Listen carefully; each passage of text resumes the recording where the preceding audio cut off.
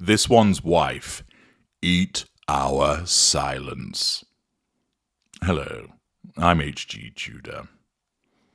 Prince William and his wife, Catherine, the Princess of Wales, have found themselves smeared by the improbably named plastic-faced lieutenant who is also the lickspittle weasel, Omid Scobie. He, through largely fictitious ramblings in Bell Endgame, has smeared them both.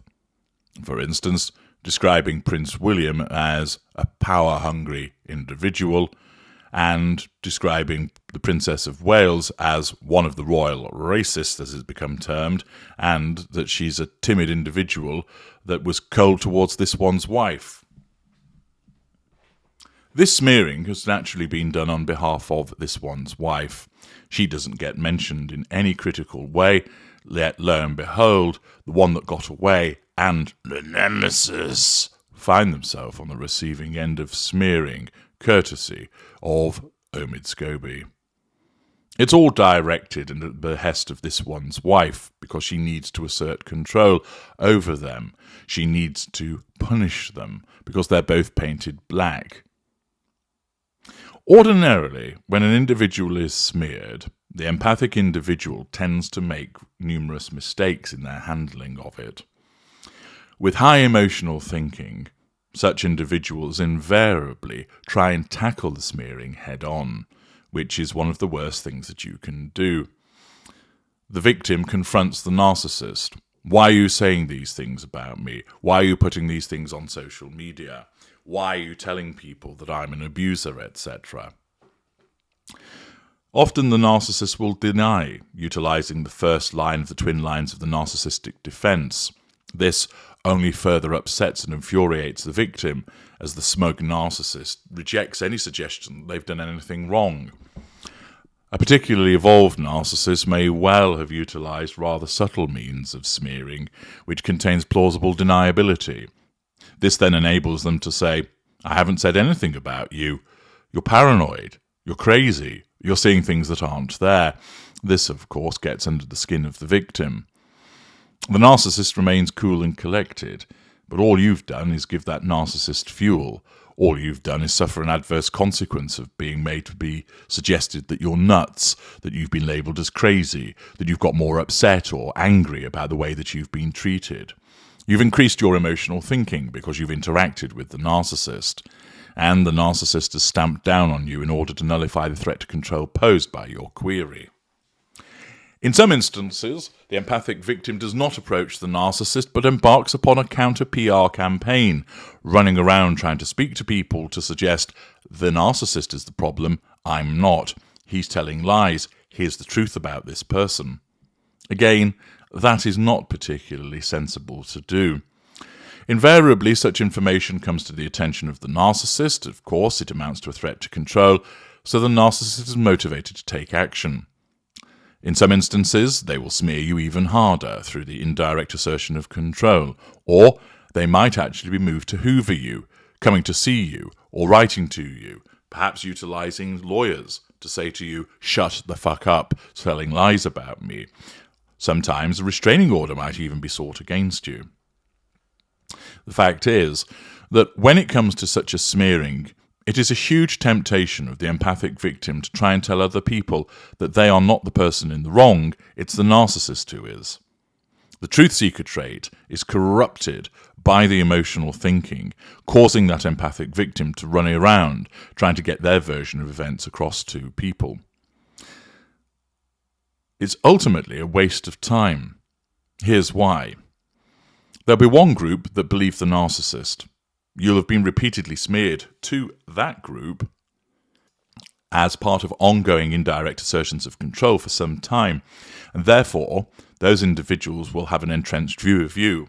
They may also form some of the coterie, so it might be family members or friends, and therefore all you do is make matters worse by pleading your case to people who are not going to be persuaded. Don't bother. The next group are those that believe you, that they accept that you're right. Therefore, you don't need to tell them again that you're right. They won't believe what the narcissist has to say. They have the measure of them in some shape or form. Therefore, save your time, energy, and avoid increasing your emotional thinking further by not preaching to the converted. And then finally, there's the third group, which is the largest group. This group basically will think, oh, that's a shame, when you tell them about what's happened. And when the narcissist tells them, they'll go, oh, that's a shame. And then their next thought will be, what am I making for dinner tonight? I.e., those individuals are outwardly sympathetic to both you and the narcissist with regard to whatever is going on between you, but ultimately they're not that interested. They've got a house to run, bills to pay, work to do, children to bring up, and the drama that goes on between two other people is not something they're particularly interested in. Face to face, they'll be sympathetic, but after that, it's tomorrow's fish and chip papers.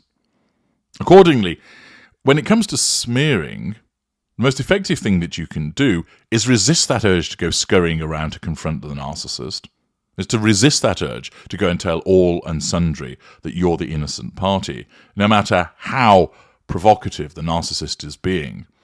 And it is simply to suck it up and ignore it. It can be hard.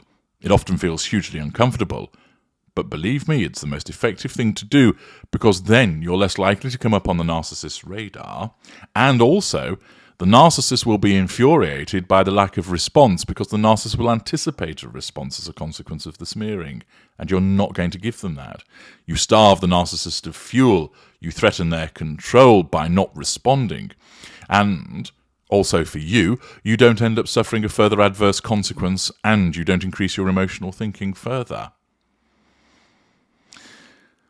Thus, faced with a smear by this one's wife, it would appear that Prince William and the Princess of Wales have done precisely what they ought to do in such circumstances.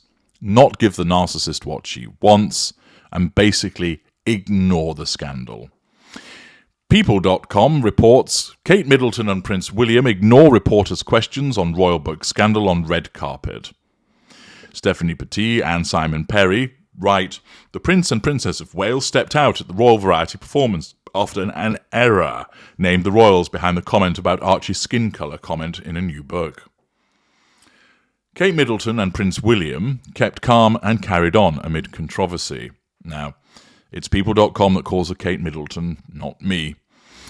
The Prince and Princess of Wales, now they're getting it right, both 41, hit the red carpet at the Royal Variety performance on Thursday night. As they exited their car, reporters shouted questions at them related to Omid Scobie's new book, Bell Endgame. The Dutch translation of the book is being temporarily removed from store shelves, as it reportedly names the members of the family involved in a conversation that included a controversial comment about the skin colour of this one's wife and Prince Harry's child before he was born. On Wednesday night, Piers Morgan named the royals on his show. As seen in a video captured by People's Simon Perry at the event, reporters yelled, "Your Royal Highness, have you got a comment about Omid Scobie's book? And did you watch the Piers Morgan show last night, Your Royal Highnesses?"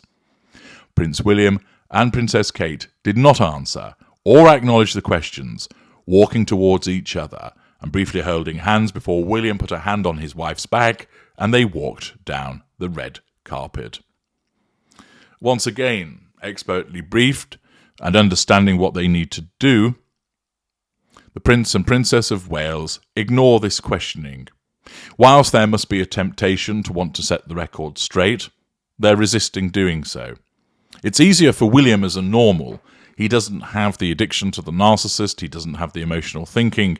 It's harder for the Princess of Wales. It will be very much annoying her that she has been named as the supposed royal racist, and her desire to get to the truth will be causing her to strain to want to hit back. However, she knows that the most effective thing that she can do is give this one's wife nothing, niente, nada, sweet fuck all. William is very much on board with this concept, and the Princess of Wales has joined him in doing so, understanding and realising that not only is that the most effective thing for them to do, But it also gets right under the skin of this one's wife. She is craving a response.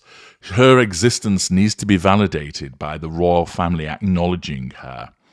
This is why she repeatedly provokes and prods and goads, because she needs them to respond to her, to make her feel important.